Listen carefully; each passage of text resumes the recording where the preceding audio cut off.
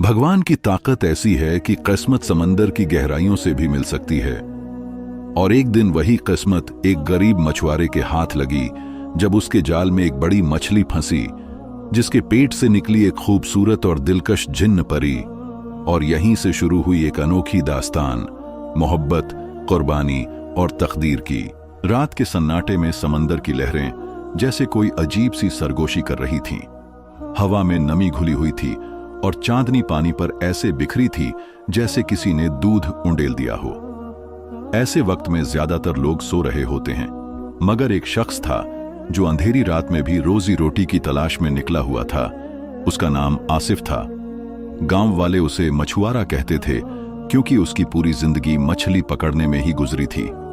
आसिफ का जिस्म मेहनत से सख्त हो चुका था और धूप में रहने से उसका रंग सांवला पड़ गया था, मगर उसकी आंखों में उम्मीद और हिम्मत की चमक थी। उसके पास एक छोटी सी नाव थी, पुरानी मगर मजबूत, जो उसे उसके बाप से विरासत में मिली थी। अक्सर जब वह जाल समंदर में डालता तो मन ही मन दुआ करता, हे खुदा, आज ऐसी मछली हाथ लगे कि घर का खर्च पूरा हो जाए। उस रात भी उसने जाल फेंका। समंदर शांत नहीं था, मगर आसिफ के दिल में उम्मीद का तूफान उमड़ रहा था। वक्त बीतता गया और वह सोचता रहा, कब तक यूं ही मेहनत करता रहूंगा? क्या कभी मेरी किस्मत बदलेगी? अचानक नाव हल्की सी डगमगाई। जाल के धागे तन गए जैसे कोई बड़ा बोझ उसमें फंस गया हो। आसिफ का दिल जोर से धड़का। उसने दोनों हाथों से जाल खींचना शुरू किया। पसीने की बूंदें उसके माथे पर चमकने लगीं। पूरी ताकत से मेहनत करने के बाद आखिरकार एक बहुत बड़ी मछली पानी से बाहर निकली। यह आम मछली नहीं थी। उसका शरीर चांदनी में चमक रहा था, आंखें बड़ी और डरावनी थीं, मगर साथ ही बेहद खूबसूरत भी। आसिफ के लिए यह उसकी जिंदगी का सबसे बड़ा शिकार था। उसने बड़ी मुश्किल से मछली को नाव में खींचा। मछली तड़प रही थी, उसकी पूंछ नाव पर जोर से लग रही थी, मगर आसिफ ने उसे मजबूती से बांध दिया। सुभान अल्लाह, उसने मन ही मन कहा, इस मछली से तो पूरे महीने का खर्च निकल आएगा। खुश होकर वह गांव की ओर लौट पड़ा। नाव पानी को चीरती आगे बढ़ रही थी और आसिफ का दिल सपनों में खो गया। गांव पहुंचकर उसने मछली बाहर निकाली। लोग हैरानी से देखने लगे क्योंकि इतनी बड़ी मछली किसी ने पहले कभी नहीं देखी थी, मगर आसिफ ने सबको टाल दिया। ये मेरा शिकार है, कल बाजार में बेचूंगा। रात को वह मछली को काटने बैठा। जैसे ही उसने छुरी उठाई और अल्लाह का नाम लिया, अचानक अजीब सा नजारा हुआ। मछली के पेट में कुछ हिलने लगा। आसिफ घबरा गया। उसने जल्दी से पेट काटा और सामने जो आया उसे देखकर उसकी सांसें रुक गईं। वहां एक बेहोश लड़की पड़ी थी, मगर वह आम इंसान नहीं लग रही थी। उसके चेहरे पर अजीब सा नूर था। लंबे बाल चांदनी की तरह चमक रहे थे। उसका कपड़ा फटा हुआ था, मगर उसके पूरे अस्तित्व से एक पारदर्शी रोशनी निकल रही थी जैसी आसिफ ने कभी नहीं देखी थी। आसिफ के हाथ कांप उठे। या अल्लाह, ये क्या है? ये इंसान है या कुछ और? लड़की की सांसें बहुत हल्की थीं, जैसे किसी लंबे कैद से निकलकर थक गई हो। आसिफ ने उसका ठंडा सा हाथ छुआ। ये तो मरी हुई लगती है, उसने सोचा, मगर अगले ही पल उसके होंठ हल्के से हिले, जैसे कोई शब्द निकला हो। आसिफ ने जल्दी से उसे अपनी चादर में लपेटा और घर ले आया। पूरी रात वह जागता रहा, उसके लिए दुआ करता रहा। उसने अपनी मां की पुरानी जड़ी बूटियां याद की और उनका इस्तेमाल करके पानी में दवा मिलाकर उसके होंठों पर लगाई। 2 दिन तक वह लड़की बेहोश रही। आसिफ दिन रात उसकी देखभाल करता रहा। कभी उसकी सांस चेक करता, कभी उसके चेहरे को देखता और हैरान होता, ये कौन है, कहां से आई है और मछली के पेट में कैसे पहुंची? तीसरे दिन उसने आंखें खोली। आसिफ का दिल धड़कना भूल गया। उसकी आंखें नीली थीं, बिल्कुल गहरे समंदर जैसी। उसने धीमी आवाज में कहा, मैं कहां हूं? आसिफ ने कांपती आवाज में जवाब दिया, तुम मेरे घर में हो। मैंने तुम्हें मछली के पेट से निकाला है। लड़की ने कुछ देर उसे घूरा, फिर उसकी आंखों में आंसू भर आए। उसने सिर झुकाकर कहा, मैं इंसान नहीं, एक जिन्न परी हूं। मुझे मेरे दुश्मनों ने कैद कर लिया था। उन्होंने जादू से मुझे मछली के पेट में डाल दिया ताकि मैं हमेशा अंधेरे में रहूं। आसिफ को अपने कानों पर यकीन नहीं हुआ। जिन्न परी, उसने हाँ में सिर हिलाया। मेरा नाम सिद्धफ है। मैं आजाद दुनिया की वारिस थी, मगर मेरे ही लोगों ने गद्दारी की और मुझे कैद कर दिया। सालों से मैं अंधेरे में सड़ रही थी। अगर तुम ना आते तो मैं हमेशा वहीं रहती। आसिफ ने सर झुका लिया। मन ही मन उसने सोचा, खुदा ने मुझे कैसी अनोखी चीज का जरिया बनाया है। सिद्धफ कमजोर थी, मगर उसकी मुस्कान में जादू था। उसने कहा, तुमने मुझे बचाया है, मैं तुम्हारा एहसान कभी नहीं चुका सकती। आसिफ की जिंदगी का यह सबसे अजीब लम्हा था। उसने कभी नहीं सोचा था कि मछली पकड़ते पकड़ते उसकी किस्मत बदल जाएगी, मगर उसे अंदाजा भी नहीं था कि यह तो बस शुरुआत है। असली कहानी तो अभी शुरू होनी थी, जो उसकी जिंदगी को एक ऐसे मोड़ पर ले जाएगी जिसकी उसने कभी कल्पना भी नहीं की थी। सिद्धफ अब धीरे धीरे ठीक होने लगी थी। उसके चेहरे की पीली छाया कम हो गई थी, आंखों में चमक लौट आई थी, और जब वह कभी मुस्कुरा देती तो आसिफ का दिल तेजी से धड़कने लगता। उसके लिए यह सब किसी सपने जैसा था। वह अक्सर सोचता, यह कोई आम कहानी नहीं, यह मेरी जिंदगी का ऐसा हिस्सा है जिसे शायद दुनिया कभी मानेगी ही नहीं। सिद्धफ ज्यादातर चुप रहती। कभी कभी उसकी नजर खिड़की से बाहर समंदर पर जाती तो उसके होंठ कांप उठते, जैसे दिल में कई राज और जख्म छुपे हों। एक दिन आसिफ ने हिम्मत करके पूछ ही लिया, सिद्धफ, अगर बुरा ना मानो तो एक बात पूछूं? वह चौंकी और धीरे से बोली, पूछो, तुम्हारे सरदारों ने तुम्हें क्यों कैद किया? सिद्धफ के चेहरे पर उदासी की परछाई उतर आई। उसने धीरे धीरे कहना शुरू किया, मैं एक आजाद कबीले की राजकुमारी थी। हमारा कबीला समंदर और हवाओं पर राज करता था, मगर मेरी ताकत से कई सरदार जलते थे। उन्हें लगता था कि अगर मैं वारिस बनी तो उनकी हुकूमत खत्म हो जाएगी, इसलिए उन्होंने साजिश रची। मेरे करीबी लोगों को बहकाया, जादूगरों को साथ मिलाया और एक रात मुझे कैद कर लिया। उसने गहरी सांस ली और आगे कहा, वे चाहते थे कि मैं हमेशा अंधेरे में रहूं, इसलिए मुझे एक जादुई मंत्र से एक बड़ी मछली के पेट में कैद कर दिया गया। न दिन देख पाती थी न रात, बस घुप अंधेरा। आसिफ की आंखों में हैरानी और दुख एक साथ उभर आया। उसने मन ही मन कहा, कितनी बेबस है ये, और खुदा ने मुझे जरिया बनाया इसे आजाद करने का। सिद्धफ ने उसकी आंखों में देखते हुए कहा, आसिफ, तुमने मेरी जान बचाई है। तुम इंसान हो, मगर तुम्हारे दिल में हिम्मत और रहम है, ये बातें जिन्हों में भी कम मिलती हैं। ये शब्द सुनकर आसिफ के दिल में एक अजीब सा जज्बा जाग उठा। वह चुप रहा, मगर भीतर से उसका मन जैसे तूफान से भर गया। समय गुजरता गया। आसिफ उसकी सेवा करता, दवाइयां लाता, फल, दूध और शहद देता ताकि वह जल्दी स्वस्थ हो जाए। सिद्धफ ने भी उसके घर के छोटे से कमरे को अपनी मौजूदगी से रोशन कर दिया था, मगर गांव के लोग शक करने लगे। उन्हें लगता कि आसिफ के घर से रातों को अजीब सी रोशनी निकलती है। कोई कहता वहां से किसी औरत की आवाज आती है, जबकि आसिफ तो अकेला रहता था। एक दिन गांव के कुछ बुजुर्ग उसके दरवाजे पर आ पहुंचे। आसिफ, हमने सुना है तेरे घर में कोई औरत रहती है। आसिफ चौंक गया। उसने तुरंत कहा, नहीं बाबा, ऐसी कोई बात नहीं, मैं अकेला ही हूं। मगर अंदर बैठी सिद्धफ सब सुन रही थी। उसे पता था कि अगर लोगों को सच मालूम हो गया तो या तो वे डर जाएंगे या उसके दुश्मनों तक खबर पहुंचा देंगे। वह रात को आसिफ के पास आई और बोली, आसिफ, तुम्हें बहुत संभल कर रहना होगा। मेरे दुश्मन मुझे हर जगह तलाश रहे हैं।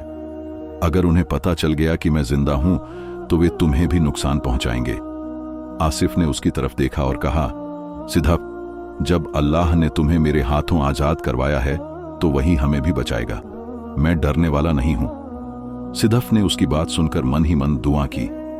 कुछ दिन बाद एक ऐसा हादसा हुआ जिसने आसिफ की जिंदगी बदल दी। वह सुबह सुबह मछली पकड़ने समंदर पर गया। उसने जाल फेंका तो अचानक लहरें तेज होने लगीं।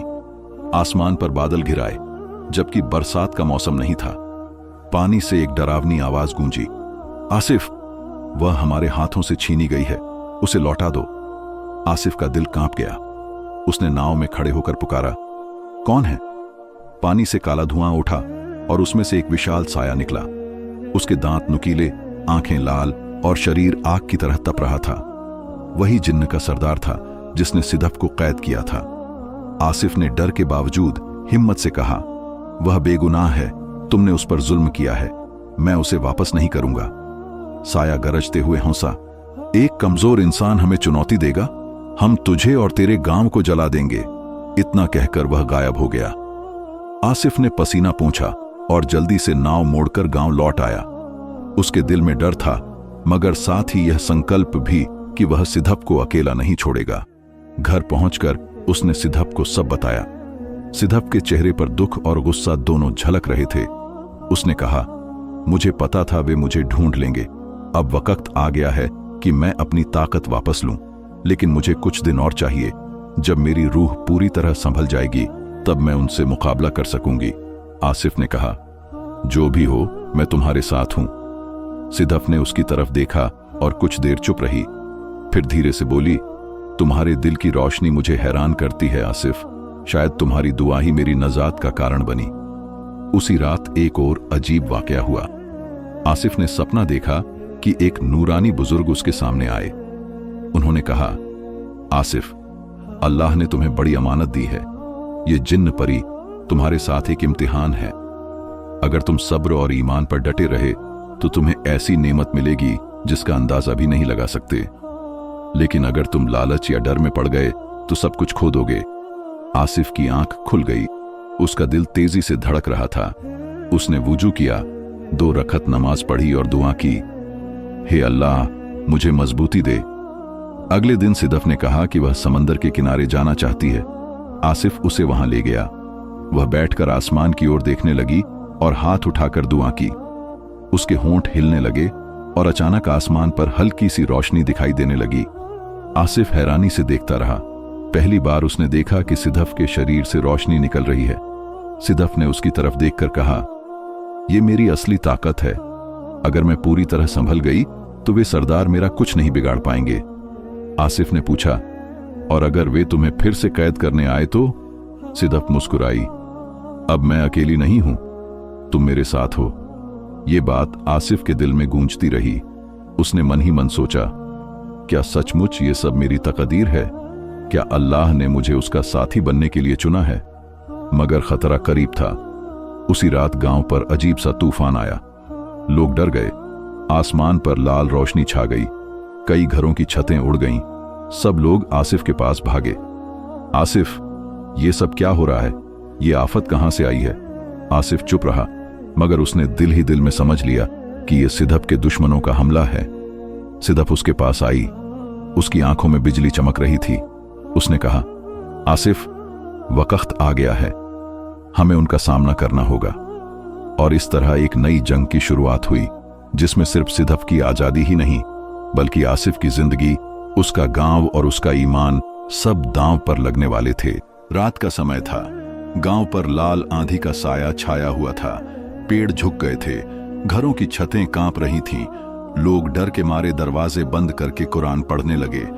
आसिफ अपने घर के बाहर खड़ा था और उसके साथ सिधप। उसके लंबे बाल हवा में लहरा रहे थे और आंखों में अजीब सा हौसला चमक रहा था। अचानक आसमान पर जोरदार धमाका हुआ। बिजली की कड़क से जमीन हिल गई। धुएं में से वही डरावना जिन्न का सरदार प्रकट हुआ जिसने आसिफ को समंदर में धमकी दी थी। उसके साथ कई और जिन्न थे, सब आग की लपटों से घिरे हुए। सरदार ने गरजती आवाज में कहा, सिधप, तू कहां भागेगी? हमने तुझे कैद किया था और अब फिर से कैद करेंगे। ये इंसान तेरी रक्षा नहीं कर सकता। गांव वाले घबरा गए और छुपने लगे, मगर आसिफ ने एक कदम आगे बढ़ाकर ऊंची आवाज में कहा, वह अब आजाद है, तुम उसे फिर कैद नहीं कर सकते। अल्लाह ने उसे आजाद किया है और मैं अपनी जान दे दूंगा, मगर उसे तुम्हारे हवाले नहीं करूंगा। सिधप ने उसकी ओर देखा। उसके दिल में अजीब सी खुशी और दर्द एक साथ उमड़ आया। उसने अपने हाथ फैलाए और उसके शरीर से रोशनी निकलने लगी। सरदार जिन्न पीछे हट गए। ये नामुमकिन है, तू अभी कमजोर है, सरदार चिल्लाया। सिधप ने ऊंची आवाज में कहा, मेरी ताकत मेरा ईमान है और ये इंसान मेरा हौसला। रोशनी और अंधेरे की जंग शुरू हो गई। सिधप ने आसमान की ओर हाथ उठाकर दुआ पढ़नी शुरू की। उसके होंठों से निकलने वाले शब्द जलते शोले जैसे थे। आसिफ उसके साथ खड़ा सूरह यासीन की तिलावत कर रहा था। उसकी आवाज इतनी सच्ची थी कि आसमान के बादल फटने लगे। गांव वाले ये नजारा देखकर हैरान रह गए। अब उन्हें यकीन हो गया कि आसिफ के पास कोई राज है, मगर यह भी समझ गए कि वह सबकी रक्षा कर रहा है। दुश्मन जिन्न एक एक करके जमीन पर गिरने लगे, मगर सरदार अभी भी मजबूत था।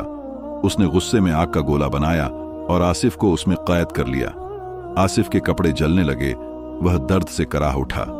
नहीं, सिदफ चीख उठी। उसकी आंखों से आंसू गिरे और जमीन पर टपकते ही वहां से रोशनी का एक स्तंभ उठा। सिदफ ने उस रोशनी को अपनी ताकत में बदला और पूरी शक्ति से सरदार पर हमला किया। रोशनी और आग आपस में टकराई, जमीन हिल गई, आसमान गूंज उठा। एक पल को लगा कि सब कुछ खत्म हो जाएगा, मगर तभी अचानक एक नूरानी बुजुर्ग प्रकट हुए, वही जो आसिफ के ख्वाब में आए थे। बुजुर्ग ने ऊंची आवाज में कहा, जुल्म कभी कायम नहीं रह सकता। सिदफ अब आजाद है और ये इंसान उसका रक्षक है। तुम्हारी हार तय है। ये कहकर उन्होंने हाथ उठाया। सरदार और बाकी सब जिन्न धुएं में बदलकर आसमान की ओर उड़ गए। गांव पर छाई आंधी छत गई, हर तरफ सुकून फैल गया। सिदफ दौड़कर आसिफ से लिपट गई। उसकी आंखों से बहते आंसू आसिफ के चेहरे पर टपकने लगे। वह रोते हुए बोली, आसिफ, तुमने अपनी जान देकर मेरी रक्षा की, मैं तुम्हें कैसे छोड़ सकती हूं। आसिफ ने उसके सिर पर हाथ रखा और धीरे से कहा, सिदफ, तुम अल्लाह की अमानत हो। मैंने सिर्फ अपना फर्ज निभाया है। गांव वाले अब सब कुछ देख चुके थे। वे आसिफ के चारों ओर इकट्ठे होकर बोले, बेटा, हमने तुम पर शक किया था, मगर आज तुमने हमें बचाया है। ये औरत इंसान नहीं है, मगर हम इसे तुम्हारे साथ स्वीकार करते हैं। सिदफ ने शर्म से नजरें झुका ली। उसने आसिफ से कहा, अब मुझे फैसला करना है, या तो मैं अपनी दुनिया में लौट जाऊं या हमेशा तुम्हारे साथ रहूं। आसिफ ने मन ही मन सोचा, अगर ये चली गई तो मेरा दिल सूना हो जाएगा, मगर उसने जुबान से कहा, फैसला तुम्हारा है सिदफ, मगर याद रखना, मैं हमेशा तुम्हें अपनी दुआ में रखूंगा। सिदफ ने आसमान की ओर हाथ उठाए और कहा, या अल्लाह, मैंने एक इंसान के दिल की पाकीज़गी देख ली है। अगर तू चाहे तो मुझे भी इंसान बना दे, ताकि मैं उसके साथ जिंदगी बिता सकूं। अचानक एक नरम रोशनी उस पर उतरी। उसके शरीर से जिन्न की रोशनी धीरे धीरे मिटने लगी और उसका रूप पूरी तरह इंसान जैसा हो गया। उसने आंखें खोलकर आसिफ की ओर देखा और मुस्कुरा दी। मैं अब इंसान हूं आसिफ, अब हमेशा तुम्हारे साथ रहूंगी। आसिफ ने सजदाए शुक्र किया। गांव वाले खुशी से झूम उठे और बोले, यह अल्लाह का कर्म है, ये दोनों हमारे लिए बरकत हैं। वक्त बीतता गया। आसिफ और सिदफ की शादी हो गई। दोनों समंदर के किनारे एक छोटे मगर सुकून भरे घर में रहने लगे। आसिफ अब भी मछली पकड़ने जाता, मगर सिदफ उसके साथ होती, उसके लिए खाना बनाती और दुआएं करती। लोग अक्सर कहते, ये जोड़ी अल्लाह की निशानी है, एक इंसान और एक कभी की जिन्न परी का मेल। सिदफ हमेशा आसिफ को देखकर कहती, तुमने मुझे जिंदगी दी और मैं ये जिंदगी तुम्हारे साथ पूरी करूंगी। आसिफ मुस्कुराकर जवाब देता, और मैं हमेशा शुक्र अदा करूंगा कि अल्लाह ने मुझे तुम्हारी हिफाजत का जरिया बनाया। इस तरह एक मछुआरा जो कभी सिर्फ मेहनतकश इंसान था और एक जिन्न परी जो कभी कैद में थी, दोनों एक दूसरे का मुकद्दर बन गए। उनकी मोहब्बत और कुर्बानी की दास्तान गांव के बुजुर्ग अक्सर सुनाते। ये अल्लाह की कुदरत है कि समंदर की गहराइयों से भी मुकद्दर निकल सकता है।